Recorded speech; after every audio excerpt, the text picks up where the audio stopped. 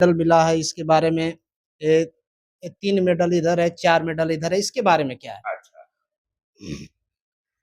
ये जो पहला मेडल है, अच्छा, ये वाला। ये वाला, हुँ, ये 62 की लड़ाई का 1962। 19, हुँ, ये 65 का है 65 में, बीच वाला, बीच वाला। और ये जो है 1971 का है, जो बांग्लादेश से लड़ाई हुई थी। अच्छा, अच्छा।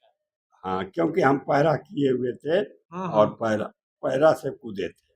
दोस्तों, इन्होंने पैराशूट से भी जो है कि छलांग लगाई थी युद्ध के दौरान और इनको ये 3 मेडल मिले हैं। और यूँ ही नहीं, भारत के मानचित्र पर अपनी उपस्थिति दर्ज कराता है। कहीं न कहीं ऐसे वीर जवान, ऐसे वीर सैनिक इस माटी से पैदा होते हैं। ये देश है वीर जवानों का, मस्तानों का, अलबेलों का। मेरे देश के यारों क्या कहना। और ऐसे वीर सैनिक 3-3 युद्ध लड़कर और मरणोपरांत परमवीर चक्र विजेता शहीद वीर अब्दुल हमीद के साथी श्री गणेश पाल, ये 3-3 युद्ध लड़के अभी भी हम लोगों के सामने हैं। ऐसे महान वीर सैनिकों को सल्यूट है। बाबा, इसके बारे में थोड़ा कुछ बताइए। ये जो आपको अभी स्टार किसी के पास मिलेगी, लड़ाई हो नहीं रही है, तो इसीलिए अभी 3 स्टार नहीं मिलेगा, ये गोल्ड मेडल मिलेगा। और ये इन चारों का क्या है बाबा? ये चारों जहाँ जहाँ जगह का नाम है, जहाँ जहाँ आप रहेंगे, अच्छा, ये पोस्टिंग का है। पोस्टिंग का। अच्छा, अच्छा। तो ये आप देख रहे हैं कि 3 लड़ाइयाँ लड़कर श्री गणेश पाल जी हम लोगों के बीच हैं। शहीद वीर अब्दुल हमीद के साथी भी रहे हैं। बाबा, थोड़ा एक वो किस्सा बताइए, जब आपने पैराशूट से छलांग लगाई थी, क्या हुआ था उस समय? ये इसको लेकर 1971 में पहले था वो पूर्वी पाकिस्तान, और पूर्वी पाकिस्तान में हिंदुओं को बड़े तंग करते थे, क्योंकि पूर्वी पाकिस्तान का कमांडर पश्चिमी पाकिस्तान का जनरल न्याजी था।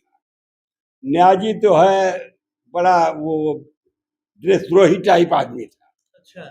अब हम लोगों को जो है कलकत्ता में 3 महीने पहले से पैरा वालों को भेज दिया गया, क्योंकि मिलिट्री एक ऐसी चीज है कि हमेशा सतर्क होकर चलेगी, क्योंकि नुकसान होने के बाद नुकसान का बयान नहीं कभी देती। इसलिए पैरा वालों की क्या पता जरूरत पड़े या न पड़े, लेकिन हम लोग कलकत्ता पहुंच गए थे। इसके बाद वहां पर 3 महीने हम लोग रहे। 1 अगस्त को 71 में दमदम एयरपोर्ट पर दमदम एयरपोर्ट। 51 जहाज आ गई। अब हम लोग को तो पता था ही, हम लोग जो चढ़ गए जहाजों में सुबह के ही टाइम में, सुबह और चढ़ गए और उसी में जहाजों में घूमते रहे, जबकि वहां से मुश्किल से 15-20 मिनट का रास्ता है ढाका का। लेकिन प्लान सेट करना है ना भाई। अब हम लोग हवाई जहाज में बैठ गए।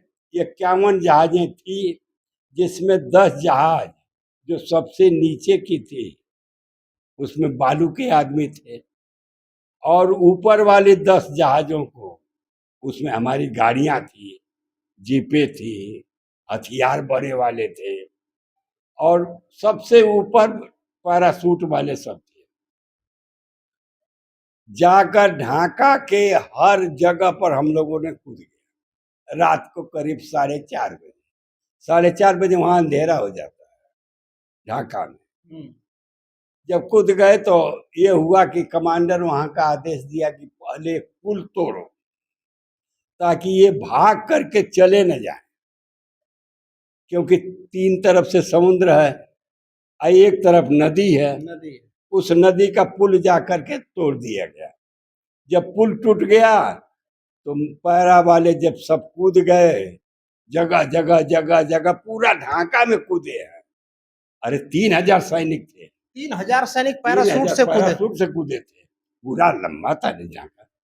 जब कूदे थे तो अब वहां की जनता, हम ट्रस्ट तो थी ही पाकिस्तान से, हम लोग की काफी मदद की। इतना मदद की कि हम लोग 12 घंटे में 96,000 अरेस्ट हो गए थे पाकिस्तानी। सैनिक, 96,000। 96,000, मतलब 1 लाख के करीब अरेस्ट हो गए थे रात भर में। क्योंकि वहां की जनता बोलती थी सर उस चौराहे पर इतने आदमी हैं, उस चौराहे पर इतने हैं, सैनिक थे उसके, अरेस्ट हो गए। जब 96,000 अरेस्ट हो गया तब उनका कुछ बचा ही नहीं। इसके बाद हम लोग घूमते रहे ढाका में, जिसको जिसको जहाँ जहाँ जिस कंपनी की जगह मिली थी कि ये कंपनी यहाँ होगी, ये कंपनी यहाँ होगी, ये कंपनी यहाँ होगी, तो हमारी कंपनी थी न्याजी के बंगले के इर्द गिर्द। न्याजी जो है सुबह 4 बजे हम लोगों का सायरन बजा, सेट ऑन होता है हम लोगों का, सेट हमेशा 24 घंटा चलता रहेगा। कौन बात क्या कर रहा है, काम की चीज पकड़ेंगे और नहीं हमारे काम के तो हम छोड़ देंगे।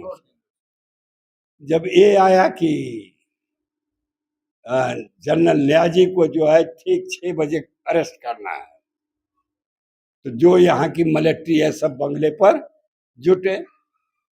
तो हम लोग जुट गए न्याजी के बंगले पर और उसको अरेस्ट करने के लिए भवानी सिंह अरोड़ा ये 2 जनरल पहुंचे।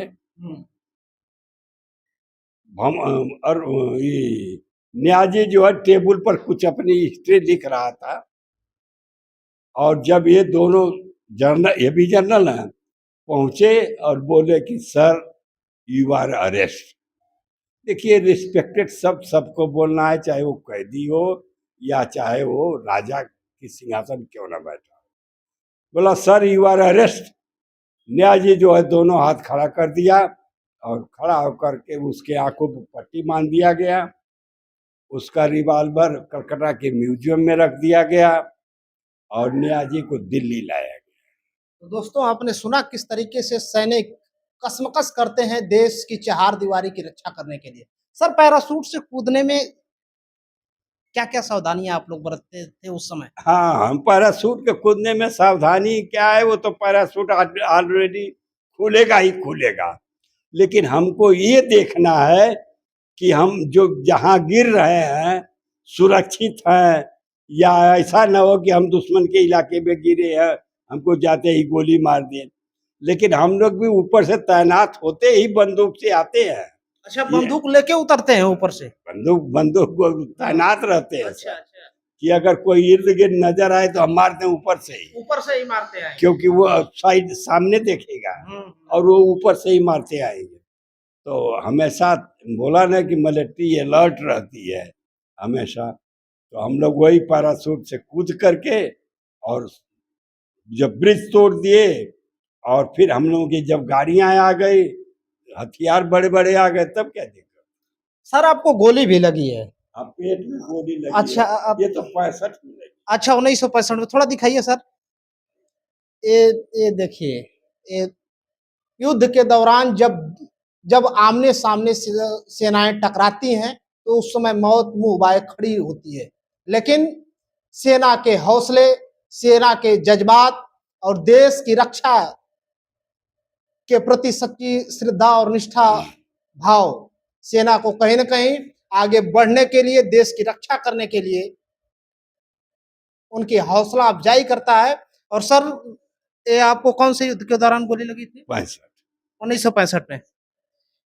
और ये डायरेक्ट लगी कि नहीं डायरेक्ट नहीं, डायरेक्ट लगती तब तो कोई बचता ही नहीं। अच्छा अच्छा, वो पहले राइफल पर लगी, गोली आकर राइफल के बैरल पर लगी। अच्छा। वहां से एक कण छटक कर इसमें घुस गया। एक कण छटक के घुस गए। तो दोस्तों ये रही